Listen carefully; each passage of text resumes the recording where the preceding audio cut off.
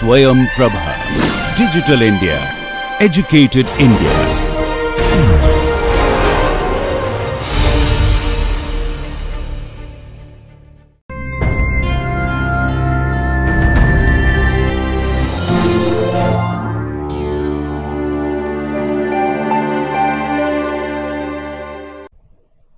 Hello everyone, welcome back to Fundamentals of Nano and Quantum Photonics. So this is the 5th week of the course. So far we have seen the basic introduction to electromagnetic waves, and we talked about the optical properties of metals and dielectrics, and then also went into some detail about optical properties of quantum confined nanostructures. And then we started introducing what happens when light interacts with metal nanostructures. So that was the last week, plasmonics. We talked about it in I think some detail. So this week I want to talk about how electromagnetic wave interacts with periodic structures. That's the agenda. All right. Before I go into that topic, I just wanted to quickly show you what happens when light interacts with dielectric nanospheres or nanoparticles. Because last week we have talked about the plasmonic structures, that means metal nanoparticles, and this is something that I just wanted to tie it up, so I will take 5 minutes to talk about this. All right. So we've already seen what happens when light is incident on a metal nanoparticle. We said you will have this sort of a charge distribution, right? And then there's of course a cos theta term here, right? There's going to be a cos theta term, and then what we said was when the metal dielectric constant epsilon 1, the real part, is twice the surrounding medium's epsilon, then you have a resonant excitation, and then you have a large charge density that accumulates at the ends like a dipole. So that's why we see, we have shown a different version of this picture on the top, wherein we say that okay, this red is essentially positive and negative. And if you look at it in time or at different instants, how the wave propagates, you will see that this charge density is oscillating, and then you end up getting opposite polarity, minus, plus, and then gradually varies back and forth this way. This is the resonant behavior we have talked about. And we also said that okay, this is going to be the charge oscillation is going to be out of phase. Now what happens when you have light incident on a dielectric nanoparticle? In case of metal, the field inside has to be 0 because it has lots of free carriers, right? The carriers have to readjust so that the field is 0. But in the case of dielectrics, that need not happen. So in effect, what happens is in the dielectric nanoparticle, you will have some residual field inside. Let's say if I take a spherical particle like this, and then I subject it to some sort of a electric field in this way, right? In this direction, there is some field incident, electromagnetic wave rather is incident. What happens? Well, in this case, if you assume that the nanoparticle is put in a constant field, that's a quasi-static approximation we made, right? Even if you take that, what will happen is in the case of a dielectric nanoparticle, there is going to be some polarization inside, and that is not going to be 0. It's going to be uniform actually. All right.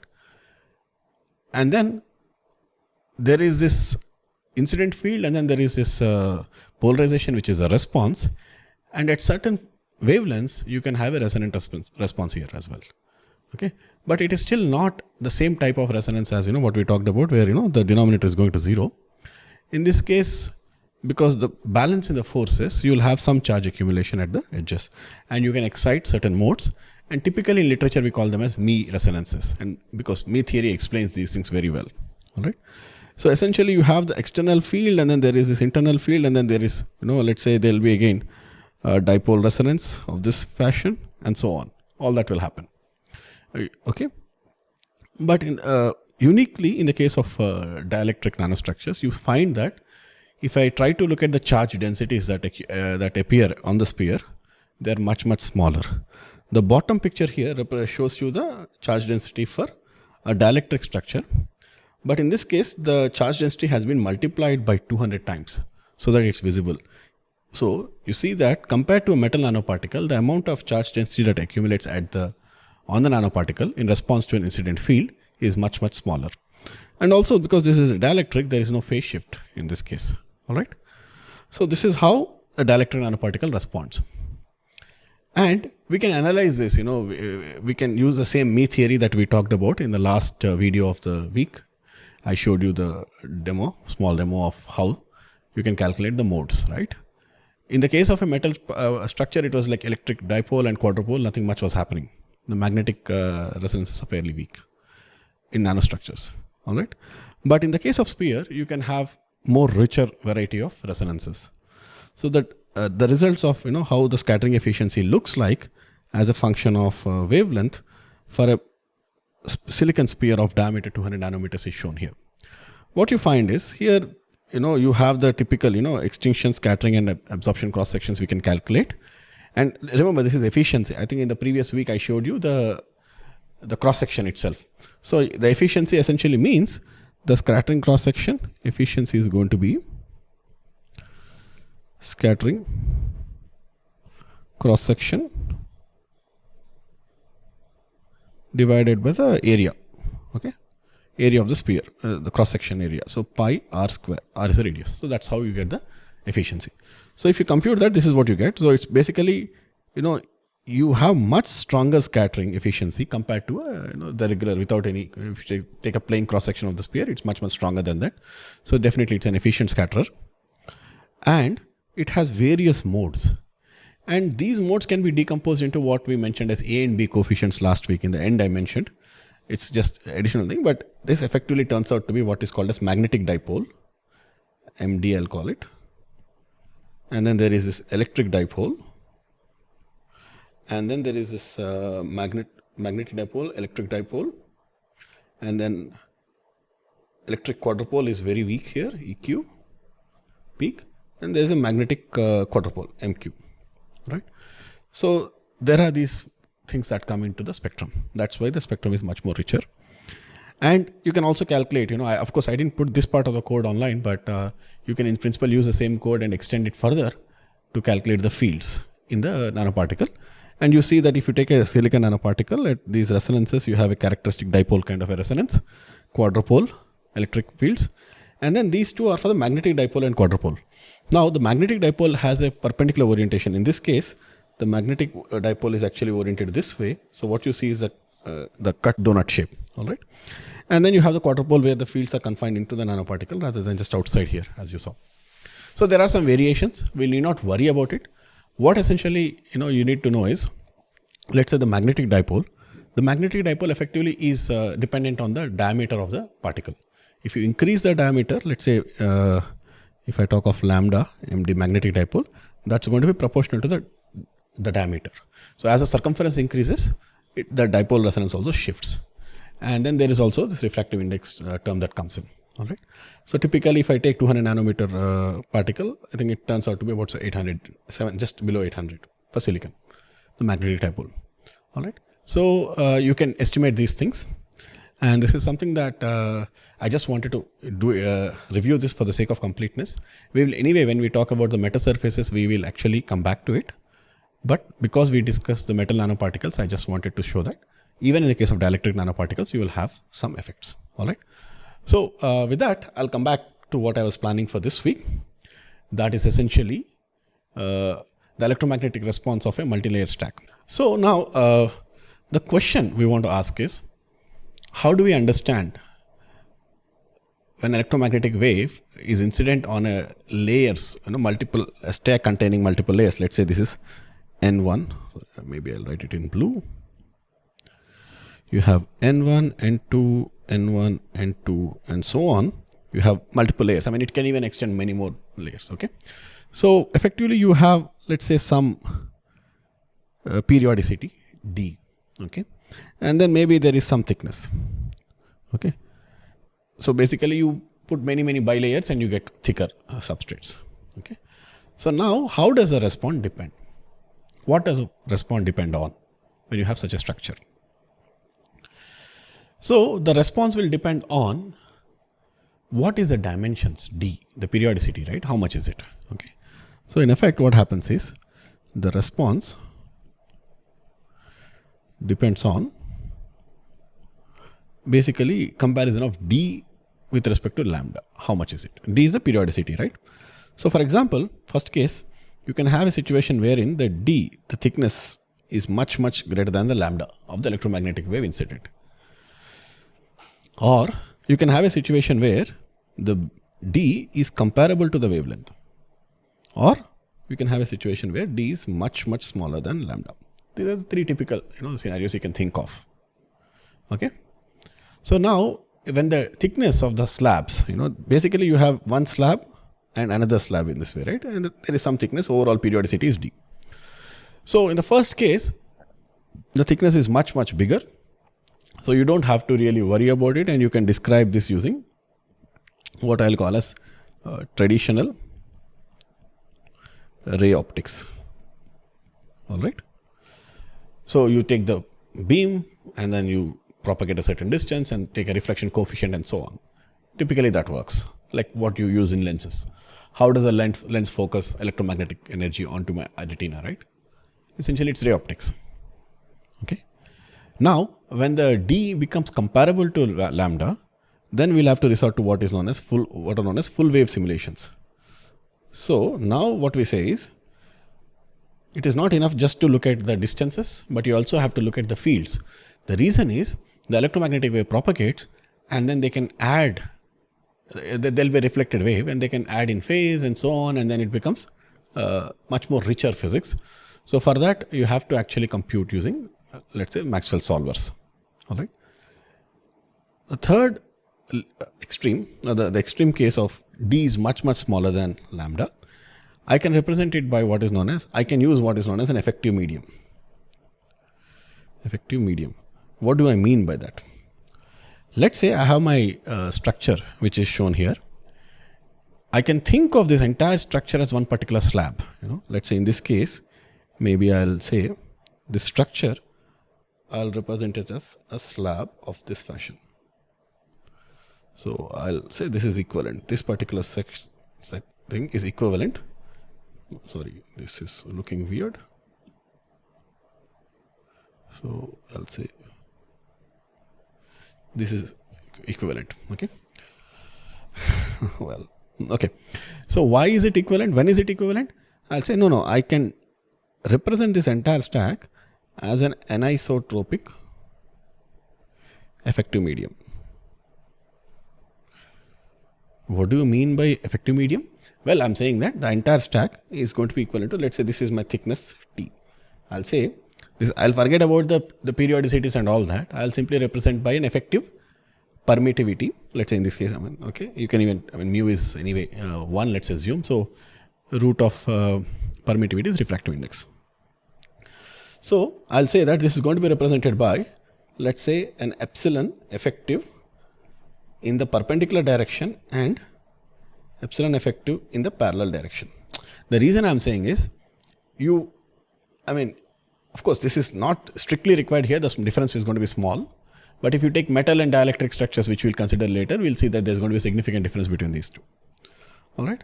So now I'm representing my medium as these two permittivities.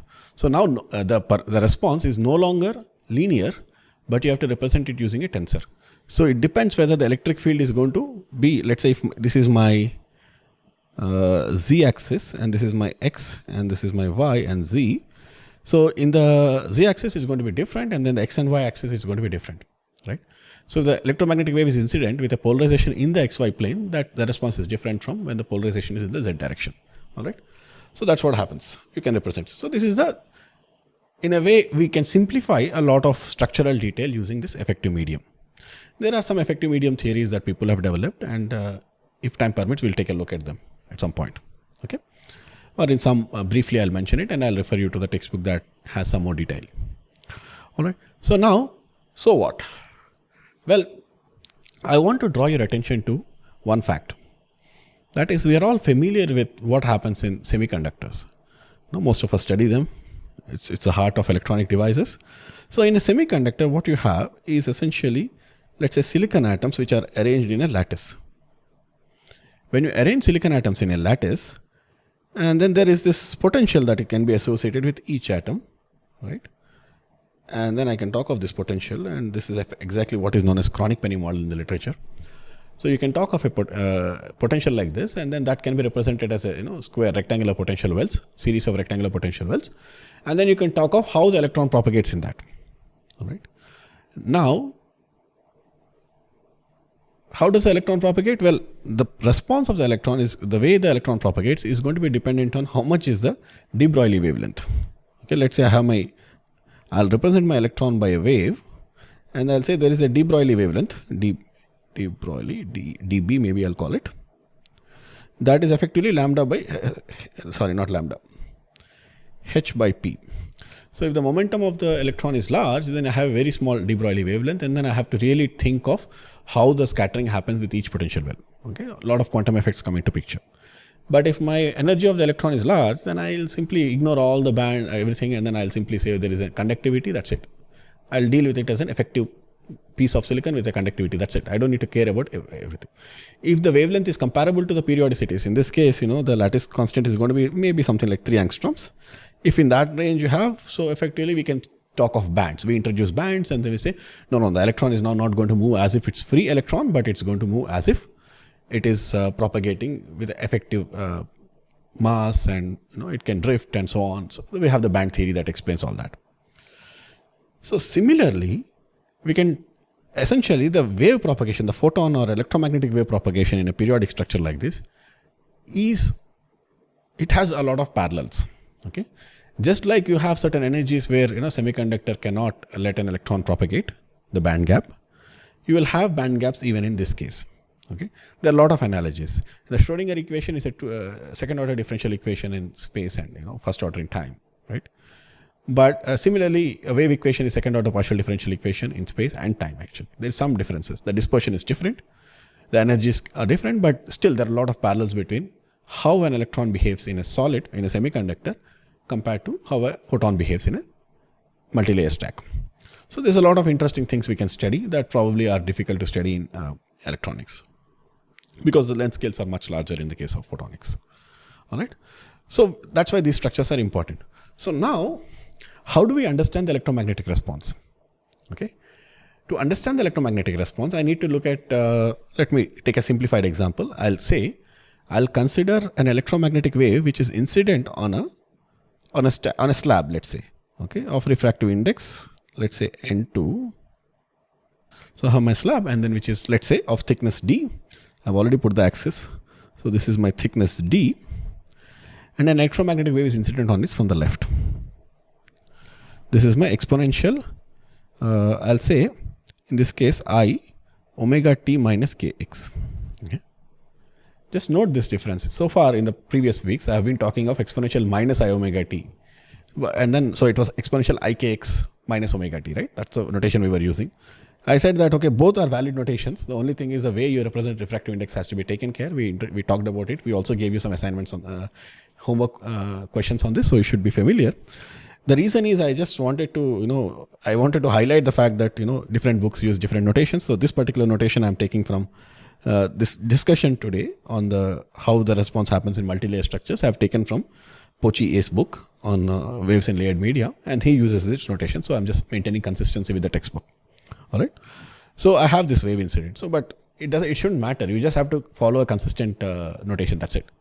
Okay. Some software use plus I omega t notation. Some software use minus I omega t notation. So all that is common. So you'll have to take care. You have to know that. Okay. So now this wave is incident. So what happens? The first thing that you can think of is, since it's a slab, it has a different refractive index. So this is, let's say, N2 refractive index, and this is my N1, and this is N3, just for generality. Okay. So now if you have such a scenario, the first thing that's going to happen is the electromagnetic wave is going to reflect. Some of it is going to reflect, right? How does the reflection happen? Well, because there is an impedance mismatch, there is a reflection. So what I can do is, I can write out electromagnetic wave in each of these sections. There are 3 particular layers in this. I can think of that way. And then I'll write out the electromagnetic wave Ex, the electric field variation as a function of x. There are 3 different things. So in the first part, which is d less than 0, d for d less than 0. Okay, maybe I'll write it and then, okay, yeah. So I'll write it as a exponential. I'll drop the I omega t k1x x plus b exponential I k1x x. So what I'm saying is I dropped the I omega t notation and I said there is this wave which is propagating in the positive x direction, and there's a reflection. Because of that, there's going to be a reflected wave which is going to be in the negative x direction here, and you see that there is a different coefficient. We can assign that. Right now this is just a notation, right?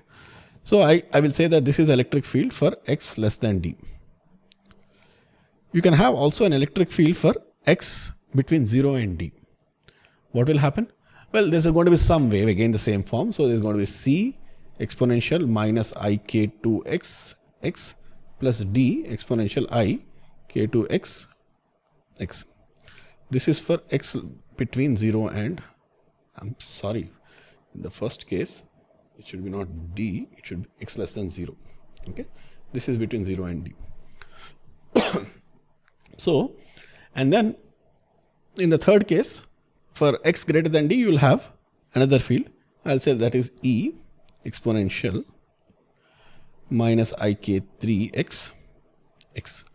But in this case, it's a semi-infinite medium. There is no reflection, so I will not put the reflection part. All right. So this is my electric field. And then what is the k1, k2, k3? Well, k1x, k2x are essentially the k1x, k2x and k3x are the propagation, the wave vectors. Okay, the x component of the wave vectors, actually wave vectors in each medium, right? The corresponding medium, right? So if we have this, how does this help us? Well, the traditional way of solving this is equate the coefficients. So we understand the boundary conditions. We know that the parallel component of the wave vector has to be continuous, perpendicular. There is going to be difference in refractive index, right? We have studied that. So now what happens is we can apply the boundary conditions and determine these coefficients. Okay, so we can do essentially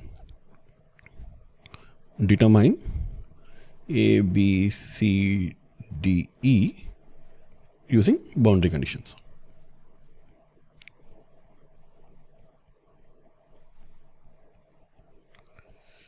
But once you know that, you can compute what is transmission coefficient, reflection coefficient.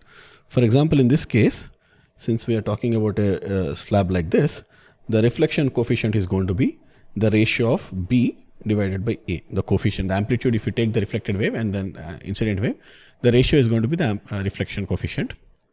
And then I can also think of a transmission coefficient, which is going to be E by A. You can have these coefficients. All right. I really, don't want to go into how exactly this happens. The reason being, what if I have two more layers? Then will I write out the fields in each of them and try to put boundary conditions in each of them? It becomes a little tedious for us to do. All right. So I'll try to introduce an alternative way of handling this, and that is what is known as transform matrix approach. Okay. The way we do that is, let's say you have the same problem. Okay. And what I'll do is I'll just make a small change in the notation. I'll say that my electric field E of x, I can write it as, basically there is a right propagating wave. Okay, I can put, let's say, okay, just to not confuse the notation, I'll simply change it to R exponential ik x. Okay, so it's going to the right direction, plus it's going to the left direction exponential ik x. Okay, so I'll say that there are two waves that are possible in a particular layer. Okay, what I'll do is I'll say this is going to be equivalent to simply ax plus bx. Okay, so I'm introducing a coefficient a and b essentially, which is going to be parameter a and b, which is going to be a function of x. The electric field is essentially sum of both. That's it. We simplified it to make our analysis tractable. All right. So now, clearly, when you have a wave incident on a particular medium, let's say consider this interface at z equal to or x equal to 0, the electric field on both sides is going to be different, isn't it? Because it depends on, of course, the direction of the wave vector and all that. But even then, in general, we can assume it to be different. Okay. So now, what happens if you have different coefficients? So what I'll do is I'll say that I'll represent my amplitude on the left by, let's say, A1, B1, okay, left of the interface. And on the right of the interface, now I'm talking about the second medium. So I'll say this is my A2 prime and B2 prime. Okay. So what I'm doing is essentially I'm trying to define, let's say I'll call my A of x equal to 0 minus. Just to the left of A, I'll represent it by A 1. And B x equal to 0 minus, just to the left, I'm calling it as B1. Whereas A at x equal to 0 plus, just next to the interface, I'll call it as A2 prime, and A of x is equal to 0 plus, B of x equal to 0 plus, I'll call it as B2 prime. Okay. The same thing I can do at the second interface, the next interface. Okay. So I'm trying to generalize. So now A at D, instead of x equal to, I'm simply A of D minus, I'll represent it as A2, and B of D minus, I'll represent it by B2. And A at D plus, I'll represent it by A3 prime. B of D plus, I'll represent it by B3 prime.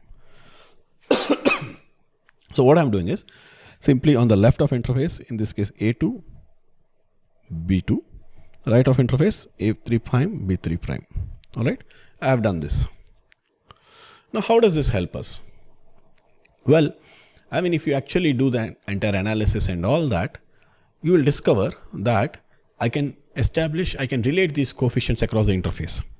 For example, if I look at, let's say, my coefficient A1, B1, I'll represent it by column vector. And it turns out that that is going to be equal to D1 inverse D2. A2 inverse, A2 prime, B2 prime. What I'm saying is, if I have this interface, the coefficients across the interface are defined by D1 inverse D2. And what are these? These are essentially 2 by 2 matrices. These things, D alpha is a 2 by 2 matrix. Okay. And what exactly is this matrix? Well, I mean, you can actually go back and look at the book that I mentioned in the bottom here, Pochier's book. It turns out that D alpha, I can say it is going to be N alpha cos theta alpha, N alpha cos theta alpha. This is going to be 1 and 1, N alpha cos theta alpha minus this.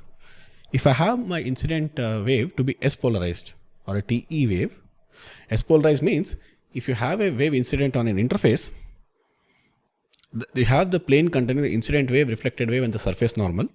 That is called the plane of incidence. If the electric field is perpendicular to that, it is called as TE or S polarization. And similarly, if I have P polarization, in this case, my cos theta alpha is going to be there, 1 and minus 1. And this is going to be my matrix for P polarization. So essentially, alpha is representing the layer. So if I have layer 1, layer 2, the interface between layer 1 and layer 2 is given by these matrices. So if I have S polarization, I know my angle of incidence. Okay. So theta alpha in each layer, theta alpha in each layer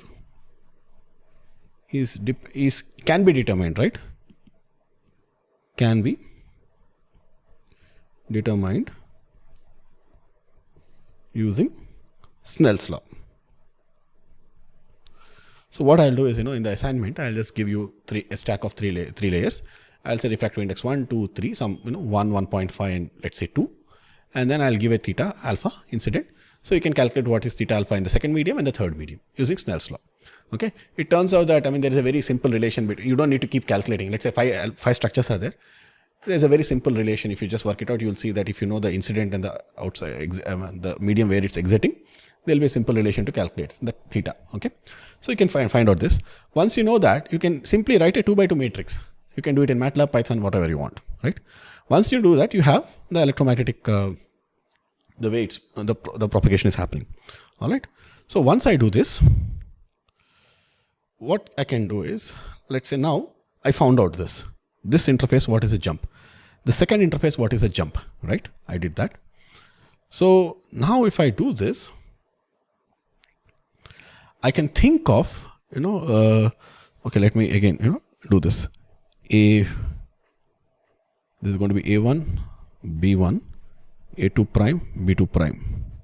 and then I have my A2 and B2, and then A3 prime, B3 prime. Okay, so I have related the interface, but I didn't tell you what happens at the in between. There is a layer of thickness D, right? Okay, how does the wave propagate? Sorry.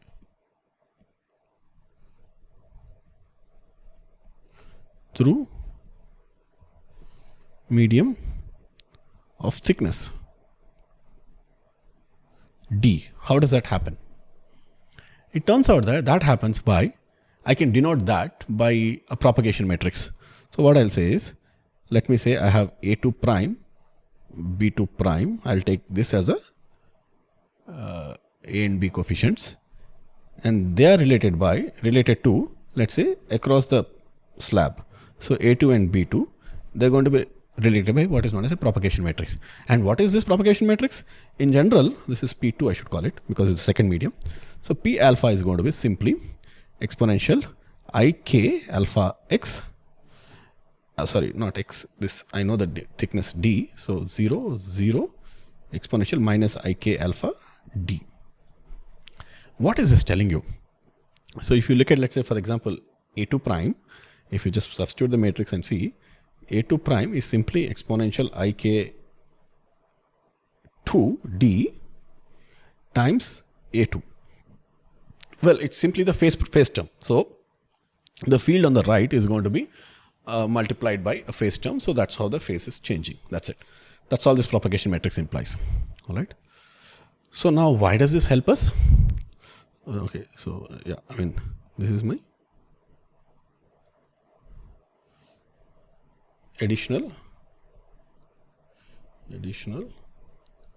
phase term. Okay, how does this help us? Well, it helps us because I can start with the left and then I can try to see what happens. A1 B1 if I have, and that is going to be equal to D1 inverse D2 A2 prime B2 prime, right? But I know what is my A2 prime and B2 prime in terms of A2 and B2. So this is going to be D1 inverse D2 P2 A2 B2, right? The propagation matrix. Now across the interface again I can apply these matrices. So I can do D1 inverse D2 P2 D2 inverse, I think, and D3 in terms of A3 prime B3 prime. So this is what I have.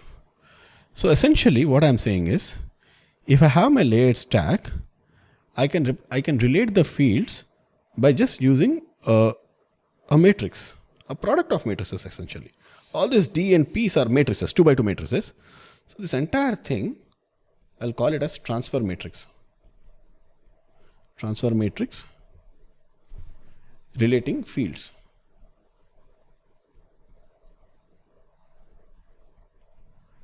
Across a slab. Okay. Now this technique, it might seem simple. Why do you have to go through all these lines? I can even actually, if I open a textbook, I'll find an analytical formula to calculate my transmission reflection. But it turns out that if you have more such structures, let's say layers, let's say instead of just this, I'll say A0, I mean, because, okay, now I'm just putting multi-layer. So A0, B0, and then A1, A0 prime, is it? What do I, okay, yeah, let me go back. Okay, right is prime. So A1 prime, B1 prime, A2, B2, and so on. It goes on till here it becomes AN, BN, and then this becomes AS prime, BS prime. So basically this is superstrate and substrate. Yeah, even you can just denote what you want. All right. So now if I have such a structure, any number of structures, I don't care. Okay, the N can be anything in this case. So now how will I relate my fields? It turns out that, let's say I have my A0, B0. I'll start from the left. A0 to B0. That is going to be equal to, first step, there's going to be D0. There's going to be a D0 inverse. And then there's going to be a D1. And then there is a propagation P1. And then there's going to be D1 inverse D2. Propagation P2. D2 inverse, and then there's going to be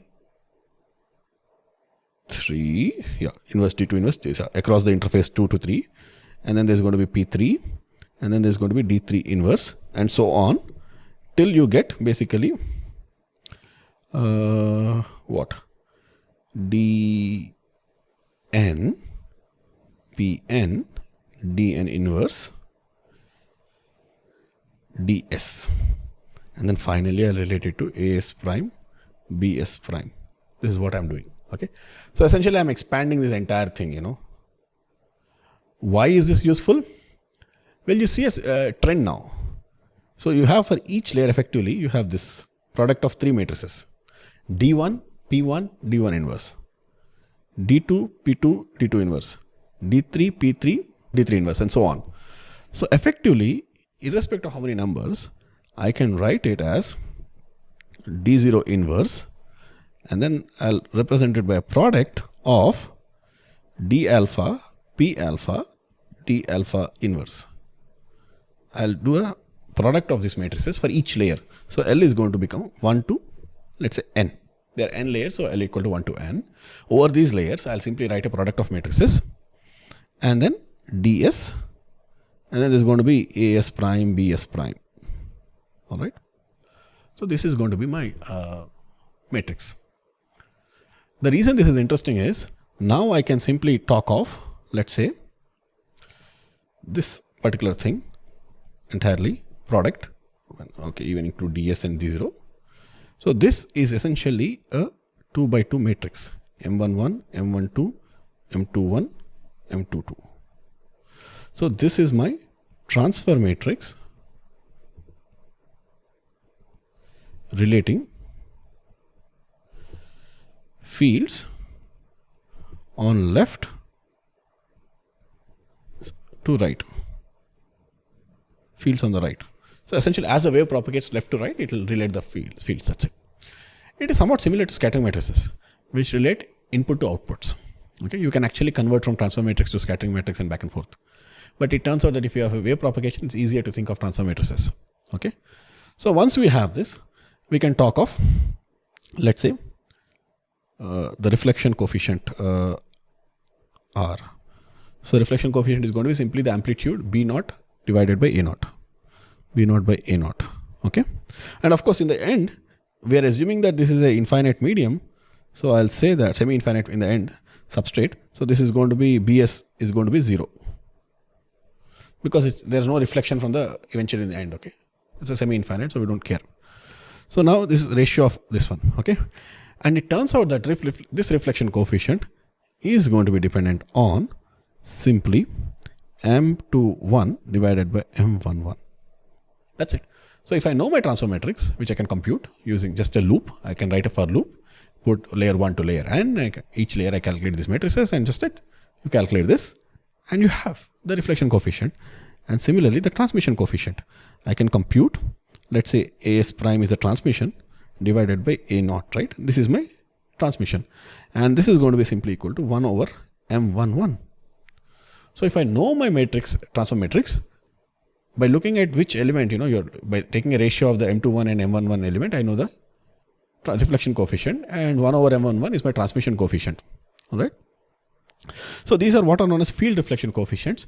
We can even write in terms of amplitude reflection coefficients, which are, let's say reflection, amplitude reflection is going to be field square, and that is simply going to be M21 divided by M11 square.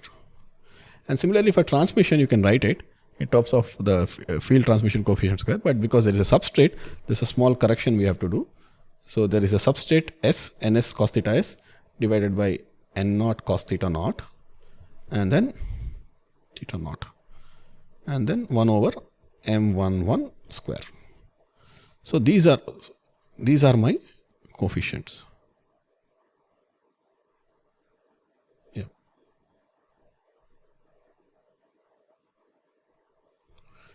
These are my amplitude reflection coefficient. All right. So that's how powerful this T matrix is. Okay. So I'll quickly take a little bit of time to try to give you a couple of examples. Now we will actually put this code in the NQP public GitHub folder. So I remember I mentioned in the end of last week that we have this repository created on GitHub. So we'll put this T-matrix code on GitHub. You please download and then look at it. It'll be interesting for you. So what essentially we said was, this is very useful. You can look at multiple things. So a couple of examples I want to highlight. For example, this is an example calculation of reflection and transmission for a stack containing, there is superstrate and there's a substrate, let's say glass, and between there are three different refractive layers of different refractive indices. They're chosen in such a way that the optical path is essentially constant, or the first one is quarter wavelength, second one is half wavelength, and the third one is quarter wavelength again. So if you have a stack of these three, so essentially what you have is the substrate, and then there is, in this case, 1.63, which has an optical path of 0.25, and then there is a thicker material of, let's say 2.2 index, optical path of this is 0.25.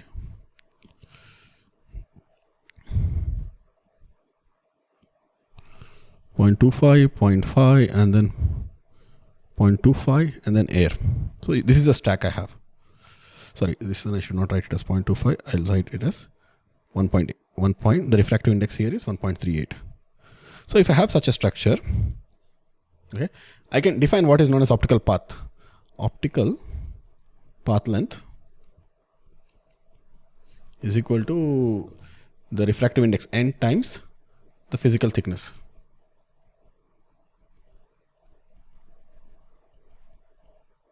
So in this expression, we have to give the physical thickness. So basically, optical path length of 0.25 quarter wave layer divided by the refractive index. Physically, that's going to be the physical thickness, physical thickness, physical thickness, three different thicknesses.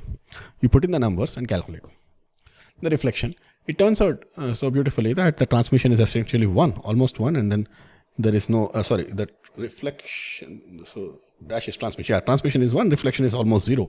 So this is surprising. The reason being, if I take simply air and glass, air, and there is a glass here, air glass interface, I can easily compute my reflection coefficient. That's going to be n1 minus n2 divided by n1 plus n2 whole square. And for air and glass, this is 1, this is 1.5, this will turn out to be roughly 4%. But by using a certain stack of materials, intelligently designed, of course, there's some theory to it and you can calculate, these expressions are available. I don't want to go into all that. It's a standard thing in the anti-reflection coating community. Any book you take, you'll find descriptions on this. But effectively, you see that instead of having a 4% reflection, I have negligible reflection. All right. And by choosing the number of layers, I can actually go lower and lower. I can actually show that, it can be even smaller than, 1% or 0.5% and so on. I can design whatever I need. That's the power. If you have a simple material, you would not be able to do it. But by designing alternative layers of these things, we're able to do. So just another example. So basically, if I have, let's say, this is basically some films which are deposited on top of a prism. There is one prism. There are some films deposited. There's another prism. So in such a structure, what happens is, in this case, there is a refractive index of, I think, high and low again. So I'll call it NHS 2.3. I'm just looking up the numbers. NL is 1.25. So this example I have taken from a book by Orphanides. Okay, I think it's called EM waves. I'm sorry, I should have put the reference here. And antennas by Sophocles Orphanides, I think. Orphanides. Okay, this is a freely available book. If you look at chapter 8, you will find a lot of examples. Okay, I picked up these examples from there. And then we applied our code to simply run it and validate. So what happens is, if you have such a structure, I have, let's say, unpolarized wave which is incident from the left side at an angle of 45 now. What you will see is the p-polarized wave will transmit and the s-polarized wave will reflect. So that's the over the range of 400 to 700 nanometer wavelengths, you see that the s-polarized wave is completely reflecting, whereas the p-polarized wave is almost not reflecting at all. So it's transmitting. So you're able to create a polarizer out of it, just using a few layers, okay, of different refractive indices like this. All right. Similarly, I can even create structures. In this case, I think it's slightly more complicated structure from the same book. So in this case, I think the NH, the high refractive index high was 2.32 and NL was 1.38. And then the optical path lengths were, I think, quarter wave path 0.25, 0.25. And then there were n equal to 30 layers. So a lot of layers stacked up on. And then you see that if you create such a thing, you actually, as you increase the number of layers, this transition here from, there is this path where it's reflecting and then it's sharply going to 0. Here in this case, there is a slightly gradual transmission. This is the reflection change. But if you create multiple layers, I can try to engineer that you have a very, very sharp edge. Okay. So essentially what's going to happen is the response is again going to be dependent on the angle. So if you come at 0, there is some window wherein the wave is getting reflected. If you come at some other angle, your wave is shifted, the response is shifted. So effectively what is happening here, you can think of it like a band gap. Okay. So you're creating a photonic band gap.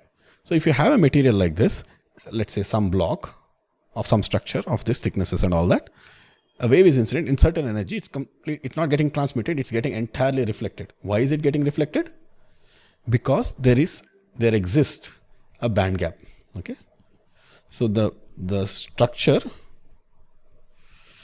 behaves as if there is a band gap. All right. So this is a very, very interesting concept of how band gaps occur. So we will actually, in the next lecture, I'll talk about photonic band gaps and so on. But I just wanted to introduce this basic idea, this T matrix, which is very, very useful because, in nanophotonics, a lot of times we run simulations using sophisticated tools. And it turns out that if you know these techniques, you can validate whether the simulations are correct. So routinely when I have my PhD students, I ask them to validate some simple examples so that the simulation setup is right. All right. So for that purpose, this T matrix helps a lot. This is analytic calculations and you can trust it. Okay. And so that's how it's useful. And that's why I wanted to discuss. And in the next week, this also tries to, you can get an idea why so I talked about the analogy between the electronics and the photonics. Just like electronics, you have band gaps, you have photonic band gaps. And we will talk a lot more detail about it in the next lecture. All right. So with that, I would like to stop this lecture now. And I'll meet you in the next lecture.